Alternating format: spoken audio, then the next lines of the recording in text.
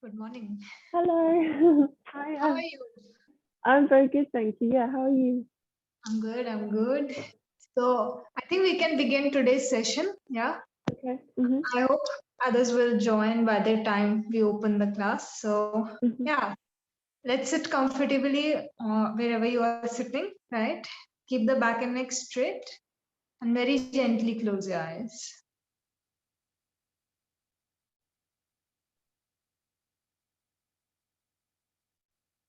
Just start observing the natural flow of your breathing. Don't change your breath.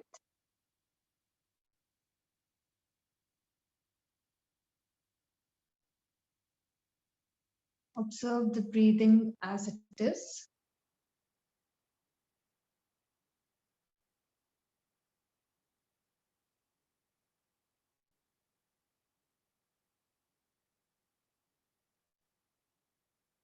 Slowly shift the attention to the body. Make sure that your body is properly aligned. Weight is equally distributed on both your hips. You're not leaning towards one side. Back and neck should be straight. Try to make the chin parallel to the ground. Make sure you're not leaning forward or falling back. You're right in the center.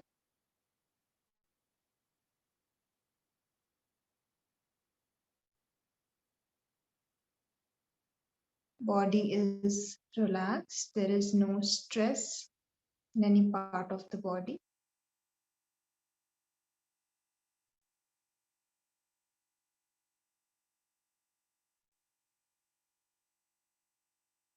Once you make sure that your body is correctly aligned, you can come back to the breathing.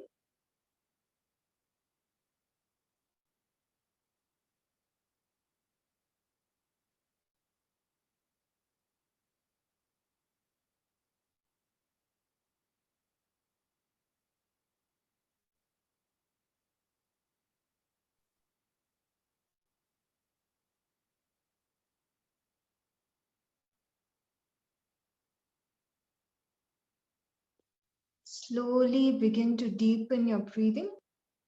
Go for slow, long, and deep inhalations. Slow, long, and deep exhalations.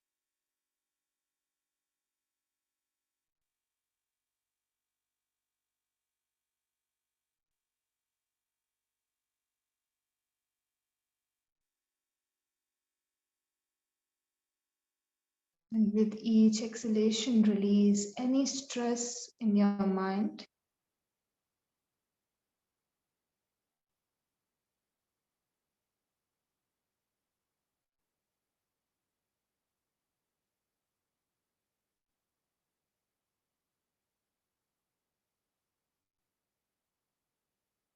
Prepare yourself for chanting Om 3 times, followed by 3 Shantis.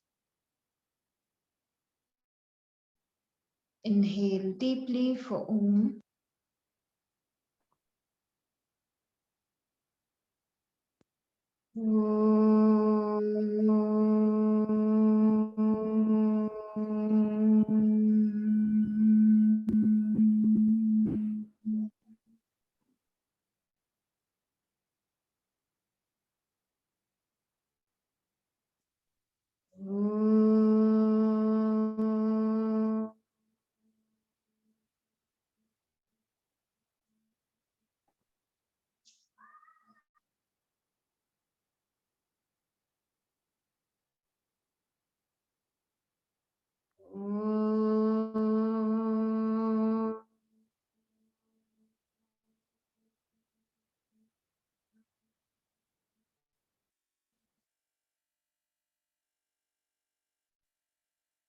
Shanti, Shanti, Shanti.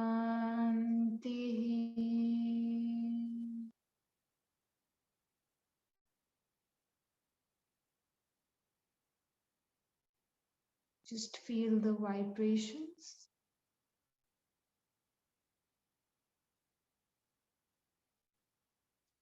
Join your palms together in front of your chest and rub the palms together.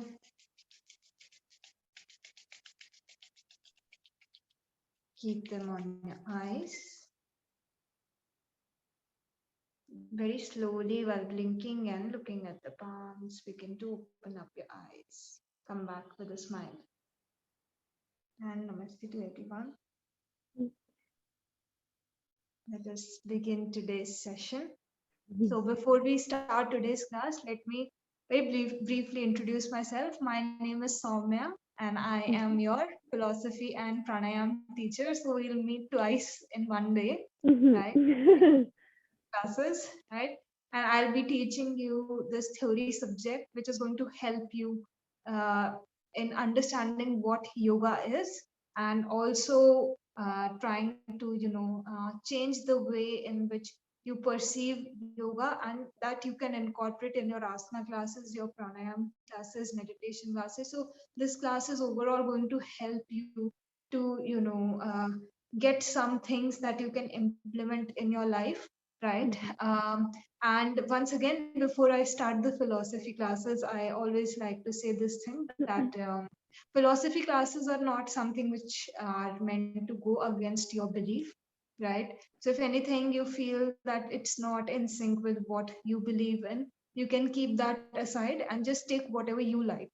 Okay, so don't leave everything just because you don't like one thing, right? You can keep that thing aside and take whatever makes your life better, because these classes are about working on making your life better, right? And I'll give you simple tricks and techniques that you can apply in your life, and just experiment for yourself if that thing is working for you or not, right? So sometimes, people they get very offended. So these classes are not to offend you in any way. Everything that is being taught to you is being taught from a very universal point of view. At least that is what I try to do maximum. Okay. So in case in between something doesn't match with you, you can keep that aside. You can question me also. So best thing about life classes is this interaction that we get, right? So you guys can question me also at any point of time if you feel that this is not matching and why I'm saying something, right? But again, don't discard the overall idea, right? Just because you don't like one specific thing, right? And at the end of the live classes, you will see if you little by little work on these things, you'll see a change come in your life, right? So you can experiment. Best part about yoga philosophy is I'll give you tricks which you can implement and experiment, right? So I'm not asking you to believe me, neither am I teaching you anything which I have said. It has all been given before only, right? So I'm not taking any guarantee, right? So guys can experiment and see for yourself, right? So before I begin, can I take your introduction? Hello, my name is Heidi, and I've been practicing yoga for about 4 years now, and found out a bit about this course. I was going to go to Bali to do the 200-hour course, but because of COVID and everything, haven't been able to do that. And so this is perfect, really. And it's 5:30 in the morning here. It's still dark outside, but I've got the windows open here, so hopefully the sun will come up and it'll be lovely. You are currently where? Situated where? I'm in England, Okay. and yeah, it's very, very dark outside, as you can see here. Yeah, it must be very cold over there, I'm sure. It is really, really cold, yeah. Don't worry about it. I think you'll enjoy the classes, so you'll get the motivation to wake up. Yeah, exactly. Great. So these are our yoga philosophy classes, right? And as you can already understand from the name of the subject, these are going to be theory classes, right? So other classes you will keep practicing whatever you're doing. But this portion of your course is majorly theoretical, right? And when I talk of yoga philosophy, so first, before we come to the main portion, which we'll begin tomorrow, let me just briefly introduce this subject to you, right? So, Okay. yoga philosophy. So, yoga and philosophy, these are like oceans in themselves, right? These two terms. So, today I'll majorly focus on philosophy, right? Because philosophy is the overall branch, right? And then sub branch of Indian philosophy actually is one of them is yoga, which is connected to whatever you will be learning, right? So overall, let me give an introduction of what philosophy is, right? So philosophy, this word has been derived like this word, if you split it, right?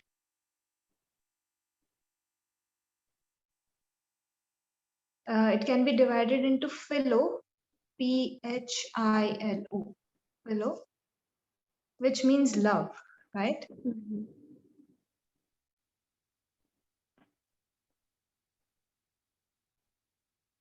And Sophia, that's the other division, Sophia,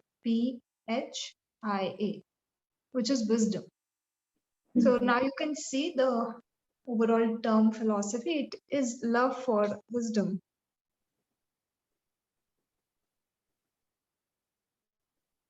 And even you will read love for knowledge. So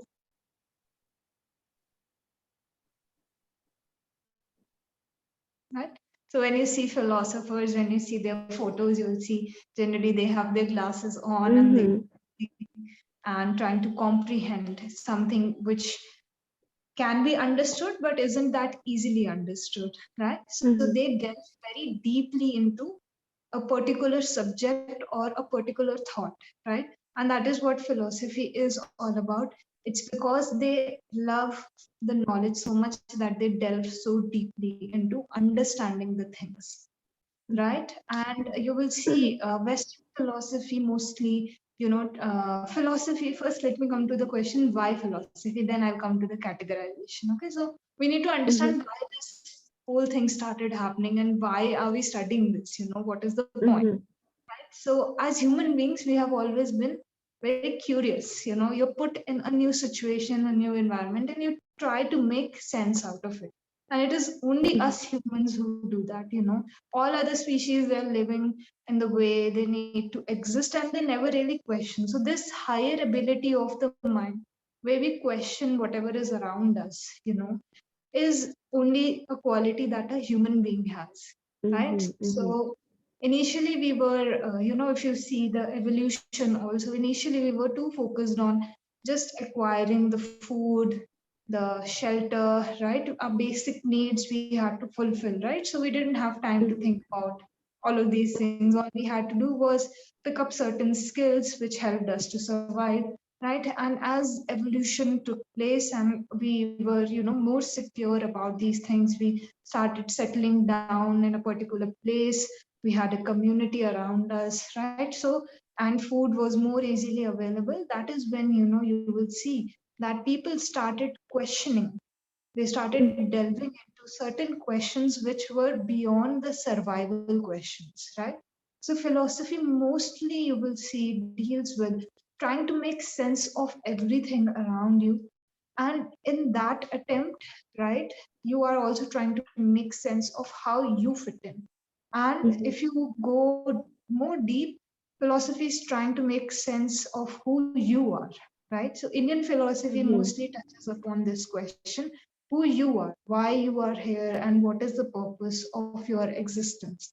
But you will see Western philosophy mostly tries to, make more sense of external things.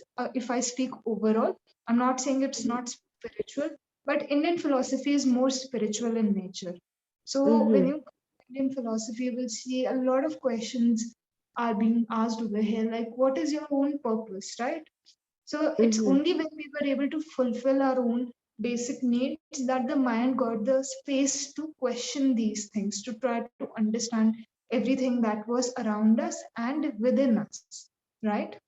So when we talk of the term philosophy, it's translated to love of wisdom or love of knowledge, right?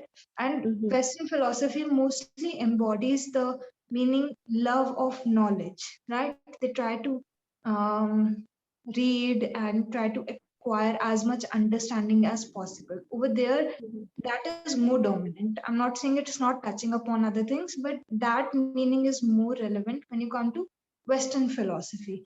But when you come to Indian philosophy, you will see wisdom is being, love for wisdom is being more emphasized upon. Wisdom is something which you cannot get just like that, right? If I read a book, I will not get wisdom. But if I read a book, I implement those things, then I make some error, like on YouTube, you have DIY videos, right? So you watch them and then you actually start making those things. And when you make them, you see where, there is a flaw or where it's not as easy as it is shown in the video. And then you figure out and then you reach the final result of whatever you are trying to make. So it's something like that. When you implement and you see what is working for you, what is not, it's actually coming into your experience, that becomes wisdom. It just doesn't remain knowledge anymore, right? Because you are working on it now. You're trying to implement those things into your life and you observe deeply where, your route is different or maybe something else suits you. So when you talk of wisdom, it's more about suitability in your life, right? If I give you 10 ideal things that you should follow in your life, they might not help you, right? Because you know it's correct, but you are not able to do it despite knowing it is correct. So, what works best for you is getting to know those 10 things in a way in which you can make a change in your life rather than just reading them as the universal truths, right? And that is what we will also be working on, right? So Indian philosophy is a combination of theoretical aspect and then also the implementation aspect is very very strong. If you see, if you come to Indian philosophy, right? And yoga is actually about the implementation part only, right? So when you come to Indian philosophy, now let's come to the Indian philosophy, right? Oh, first let me give you the Sanskrit term for philosophy also. So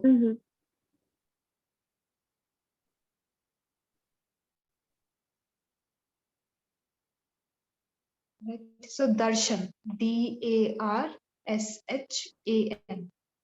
which is derived from the root word drishya, Drish, drishya. Again, that term means to see, right? So root word becomes the meaning of the entire word only, right? To see, to observe.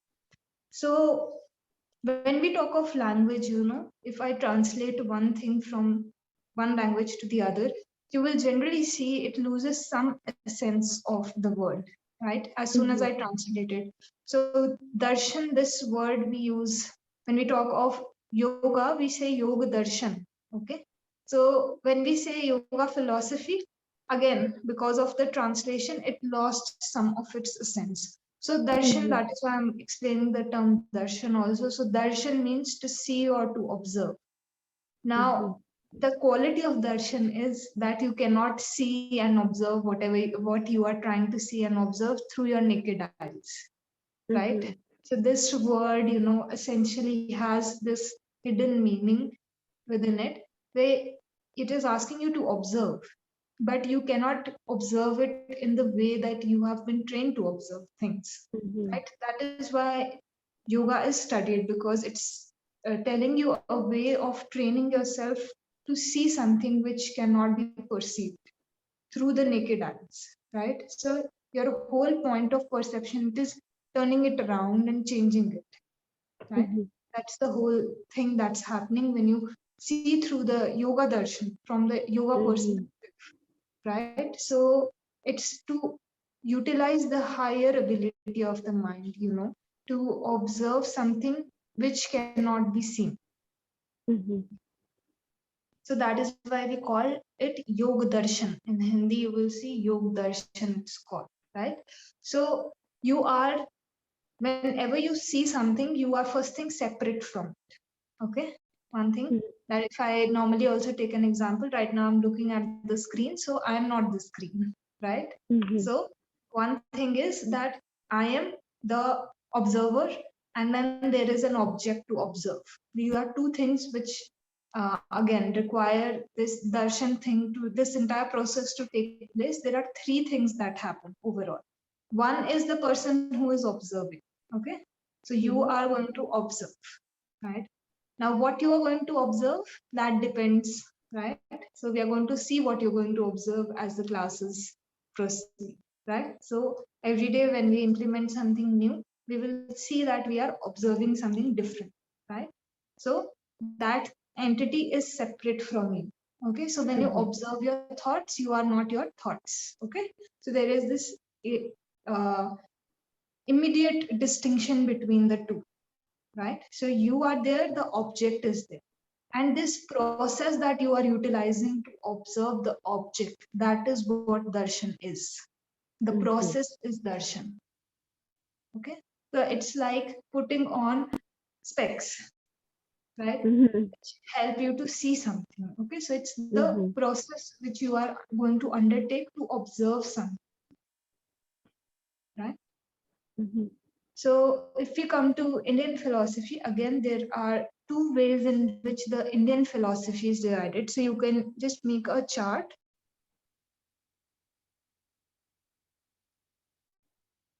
So above you can write big in caps Indian philosophy, okay? Because we are going to study a branch of Indian philosophy. This is more relevant for us, right? Now this Indian philosophy, you can further make two like arrows and write down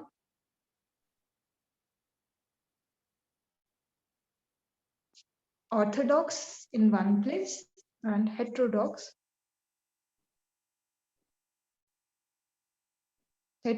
on the other side, right?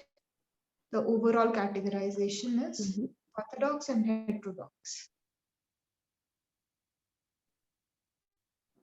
Then we further have 6 schools in orthodox. So there are 6 schools in orthodox and 3 schools in heterodox.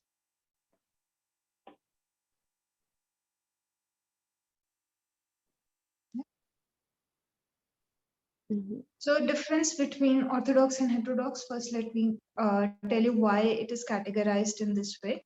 So when we come to Indian philosophy, our oldest source of this whole philosophy is the Vedas, okay?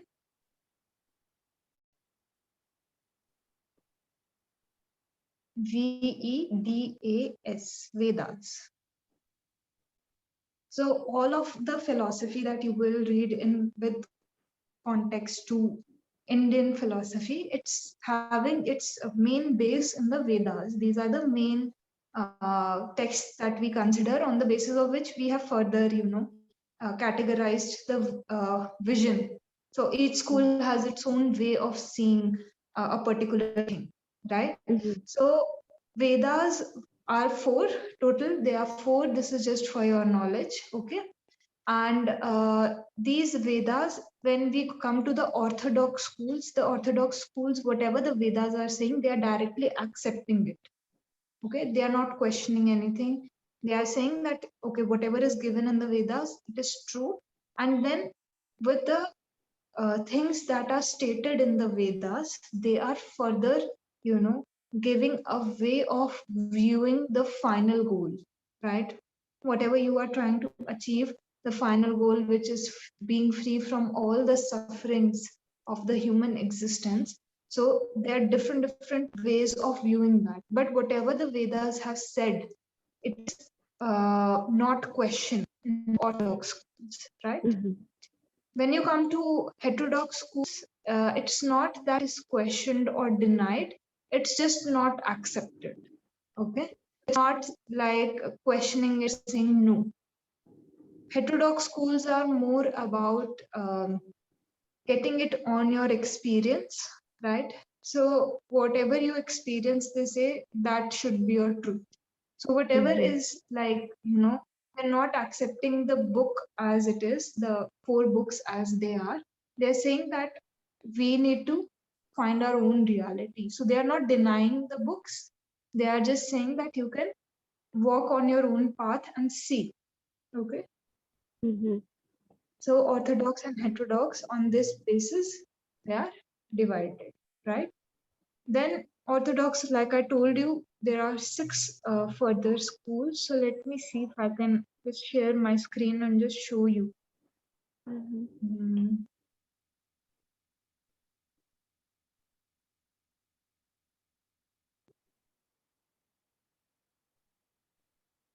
Right. So can you see on the screen? Yeah. Okay, great. So as you can see, Orthodox are called Astik, Astika. Astik is believer, you can say in a way, right?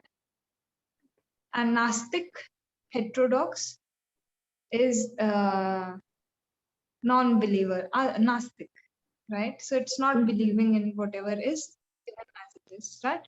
So if you come to Orthodox schools, again, you will see Sankhya, Yoga, Nyaya, Vaisheshik, Mimamsa, Vedanta. Now I've gone very, very fast on this, I know, but still I'll repeat again. Sankhya, Yoga, okay?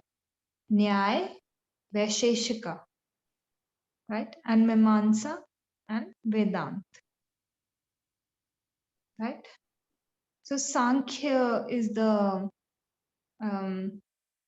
these schools, the way in which they are written, these 6 schools, they are paired together actually. So Sankhya and Yoga form one pair.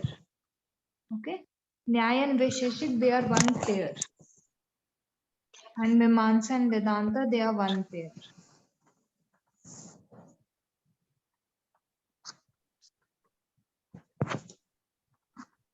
So these are 3 pairs consisting of 6 schools overall.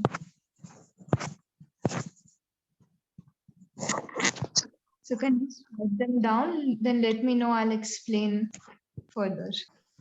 Yeah, I've written down.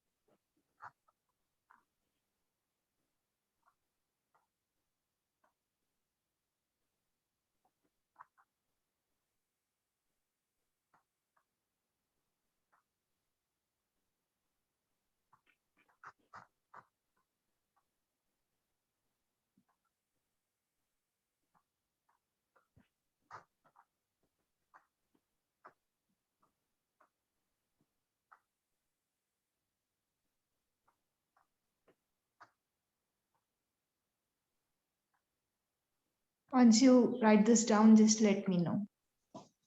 I've written them down. Okay. Great. Right. So as I told you, these are paired in 2-2-2, right? So the Sankhya and Yoga, they go together, right? These 2 pair together, then these 2 are together, right, as a pair, and these 2 are together. So, you know, like I said, implementation is really, really emphasized upon when it comes to the Indian philosophy, right? So when you look at this pairing, you will see that one is giving the theory. Okay, so first school is giving the theory. So Sankhya is giving the theory, right? It is telling you, okay, this is how the elements are divided. This is how you need to understand and comprehend everything around you within you, right? So that is the first school is generally giving the main foundational theory of the practice. It's telling you how you have to view the world, what on what basis the everything is divided, right? And then yoga is giving you the implementation. Okay. So now you know how everything is further divided, how this is there, that is there. Now you understand where you have to go. Okay. But how do you implement it? That is something we will study in yoga philosophy, right? How we can work towards reaching the final goal, reaching a point where all sufferings are suspended, right? Mhm. Then same goes for Nyaya and Vaisheshik. So Nyaya, Nyaya, this first one is your theory, right? And Vaisheshika is the practice, okay, of that same theory, how it is viewing the world and how you can implement that and reach the final goal, right? And Mhm. same goes for Mimamsa and Vedanta. Mimamsa is the theoretical basis of Vedanta, right? And Vedanta is basically the essence of all the Vedas, and it is telling you how you can again implement things and reach the final goal.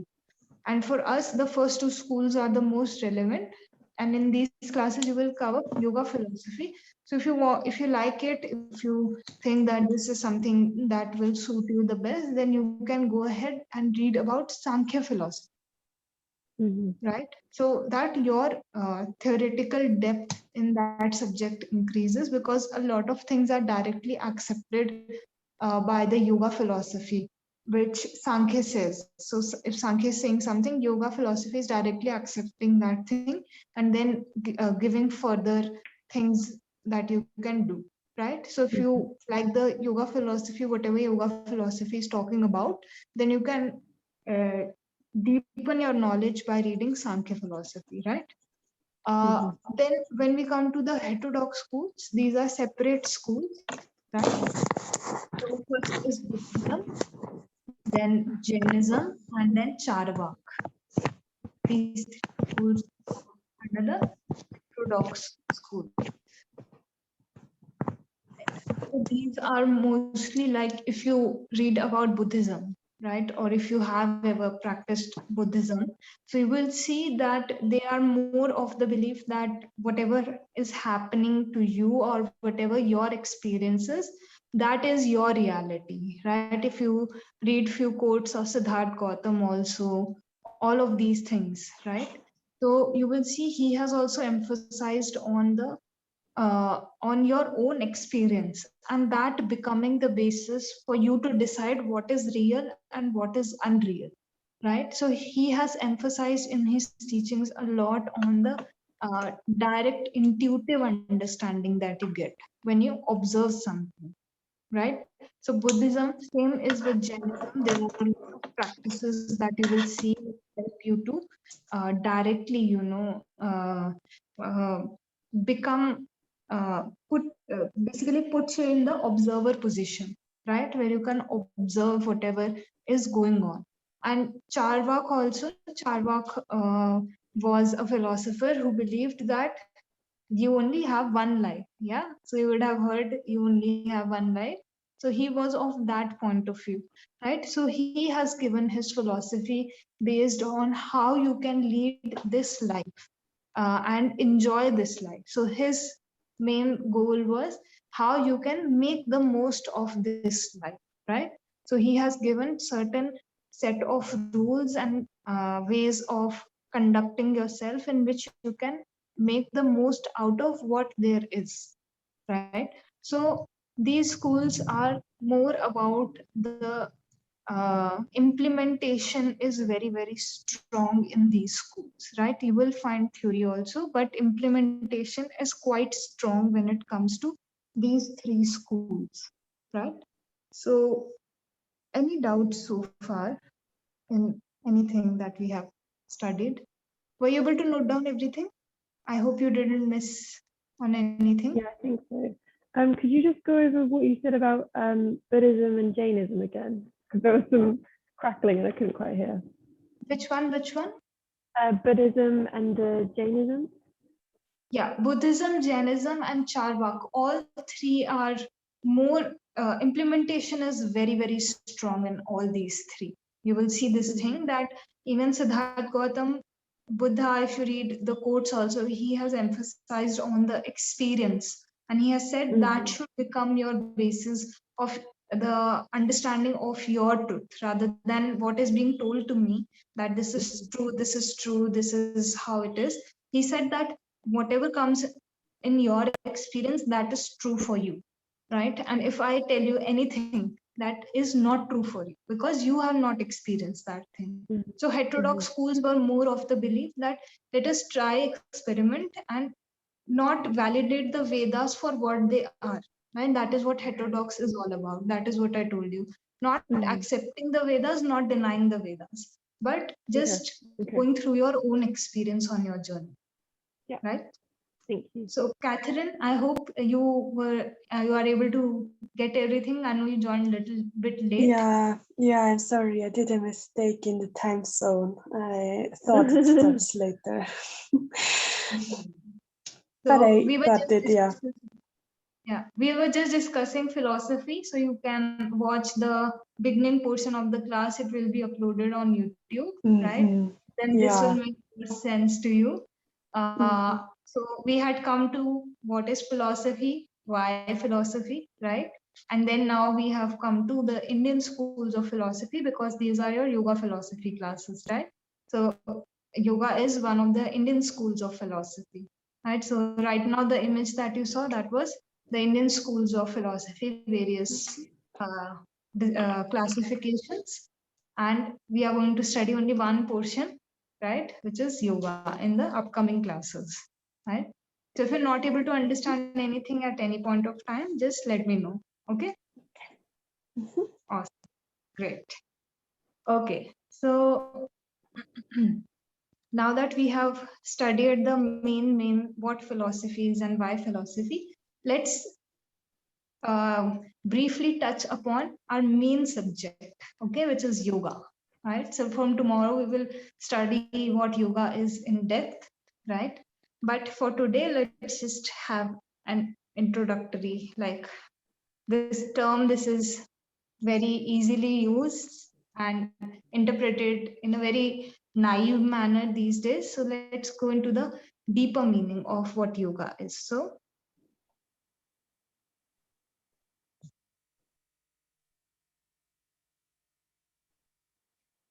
this term yoga, it has its root word yuj, Y-U-J, right? And this yuj means to yoke or to join. So there is again some union that is taking place, right?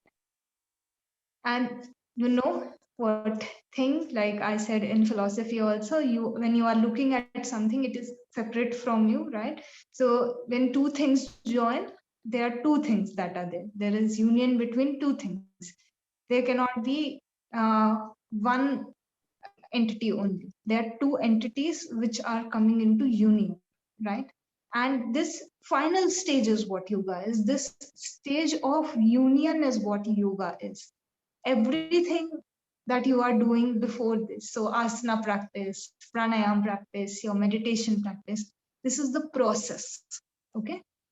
And you are aiming for the final, this, you work so hard, work so hard, work so hard, and then you work hard for that one goal, right? So yoga is that goal, this point where you feel the union, right? Where you are one, right? Other than that, all the things that are propagated today as yoga, they are not yoga, they are processes of yoga, okay? They are helping you, they are preparing your body, your mind in order to reach that point of union, right? If you are not prepared, then it will become very tough. So you need to prepare the body, you need to work on the mind, right? You need to work on your breath. All of these processes that take place, these are preparing you for this final point, okay? So tomorrow we will discuss definitions that are given in various texts, where you will understand why, what actually yoga is, not what it is propagated as today. And mostly yoga has been restricted to only asana and pranayama these days, right? And people say yoga and meditation. So meditation is also part of yoga. So they think it is separate, right? But it is a part of the process, right? And you are aiming for the final goal. Whenever you talk of a term, it's actually giving you the final point, right? Where you have to reach, right? So in our day-to-day terms, how can we understand yoga?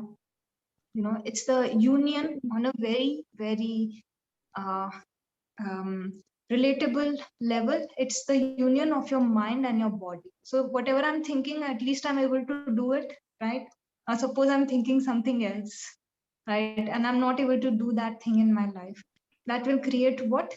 Chaos, right? It creates such an inner conflict when you think of something and because of some restriction, you are unable to do that thing, right? So for us, we can understand that at least when we begin working on this process, we will see that sometimes in our life, whatever we are thinking, we are able to do it, right? Despite all the things that everybody will think of, you'll find the courage to do those little things. So your thinking and your actions will start to come in sync, right?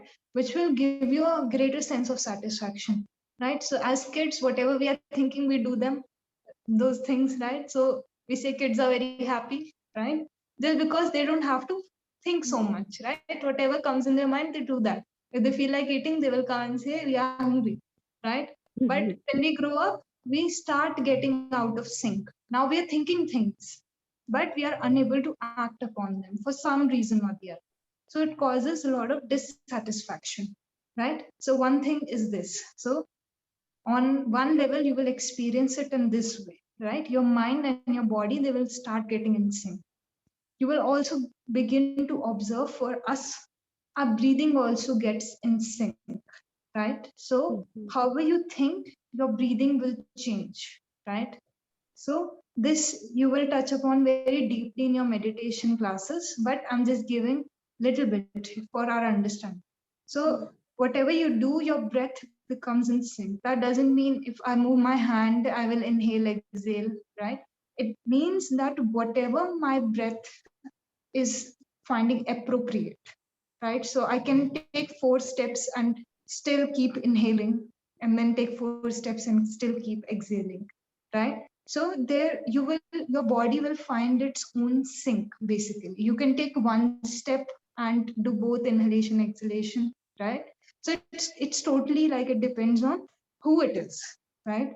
So it will be subjective to you guys. But you will see that if you observe more deeply, your mind, your breath, and your body, they become in sync. Okay? Because whenever you are able to do what you think of, your breathing becomes very relaxed. You are relaxed, right? You are happy. Yeah. But if you're not able to do what you are thinking, your breath will also cause a lot of chaos, right? So for us, yoga, that process, how we are going to reach it, we will see these consequences or these symptoms come to our body, right?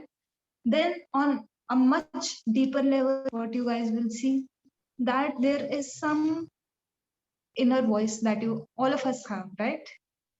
And that also comes in sync with the mind, and that in turn comes in sync with the body, right? So there is some internal um, what's the right word for it? I'm still looking for the right word. There is some internal urge that you have, you can say, right? And that your mind is not first thing contradicting, right?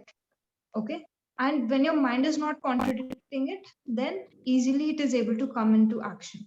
So you will read this soul, mind, and body, right? So I'm not going to touch upon the soul because some people believe, some people don't believe, right? But something that is really close to you or very internal, which cannot be described, that is also not in sync right now. Okay.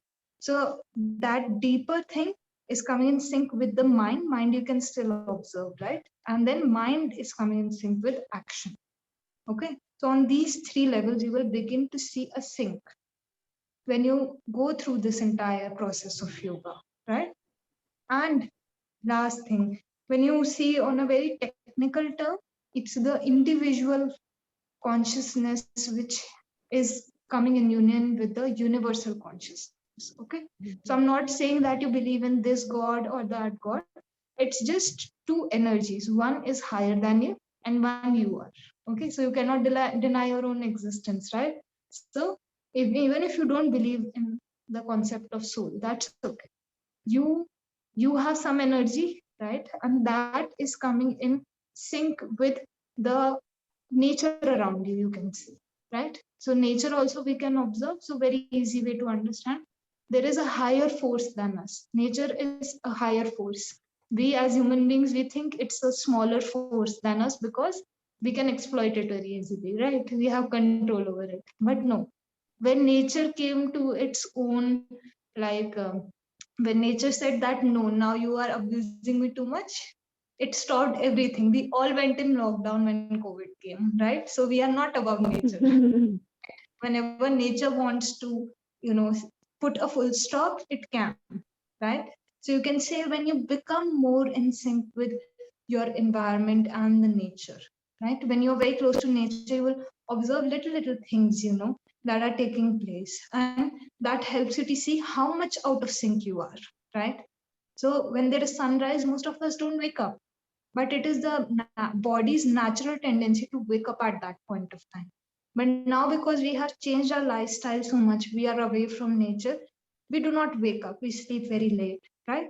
So when you start practicing yoga, right, this entire process, when you start going through it, you will see you are becoming more harmonious with the environment around you. It can be the people around you, right? Earlier you used to get very angry, you used to like take out all the anger on the people around you. But as you go into the process, you will see more harmony come within you, and you will give that out also, right? So everyone around you will feel so good and happy around you. They will be like, okay, earlier you were very different, but now you don't get angry that easily. We like being around you. You know, you have a good vibe. These all these words, you know, people start using, and you are doing nothing. You are just going through the process. But cleansing is taking place so much that you radiate that thing, right? Because it is your nature to be peaceful, it is your nature to be in sync and harmony with everything around you.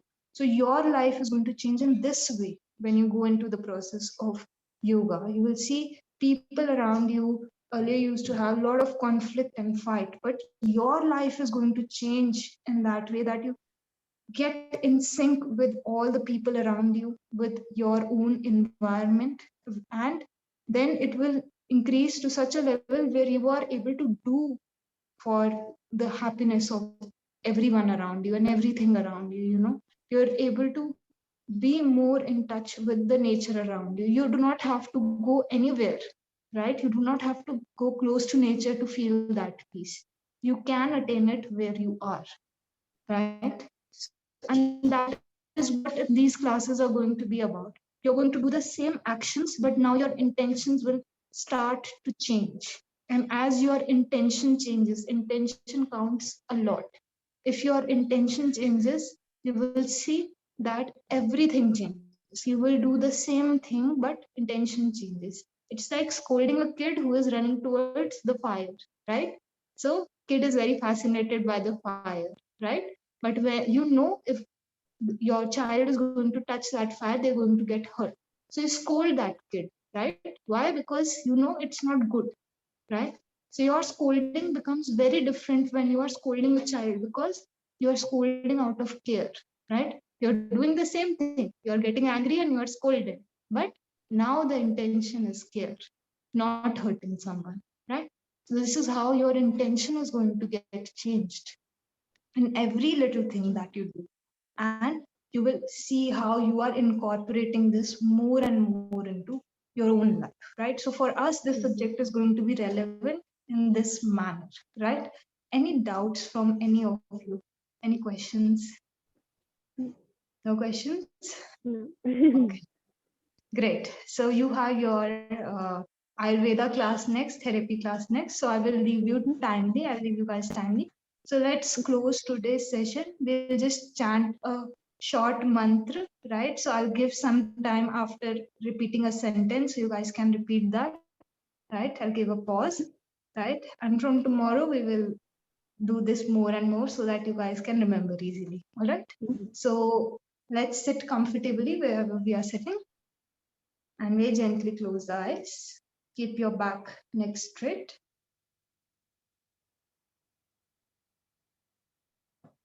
Just observe the breathing.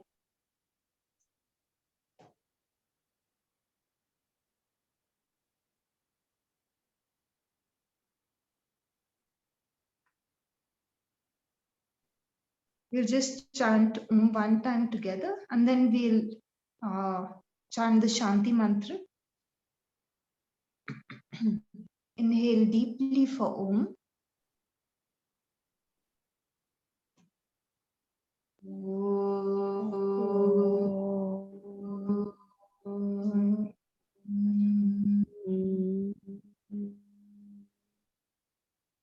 You can repeat after me. Sarve bhavantu sukhinah.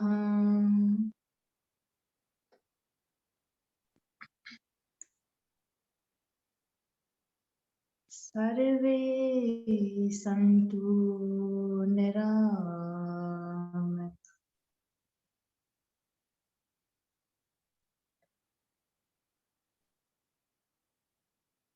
Sarve bhadrani pashyantu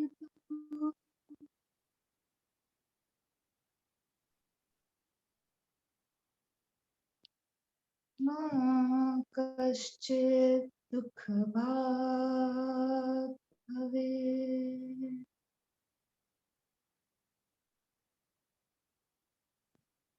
Ma kaschit dukhabhat bhavet.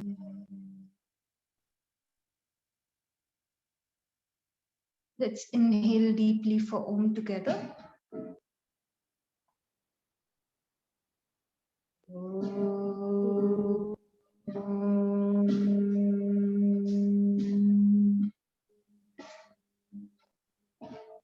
Three Shantis. Shanti, Shanti, Shanti.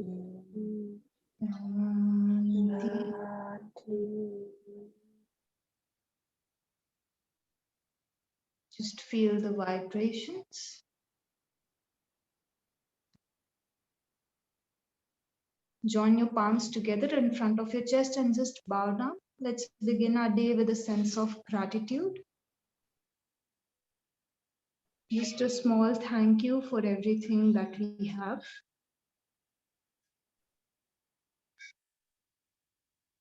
Wrap the palms together.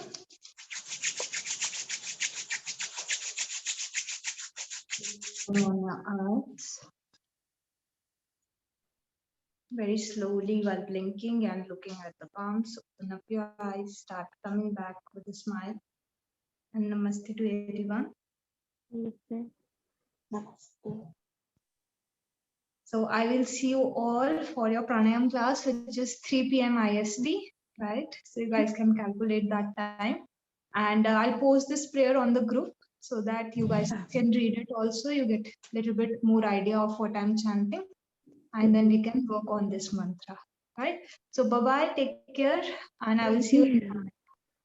Bye-bye. Bye.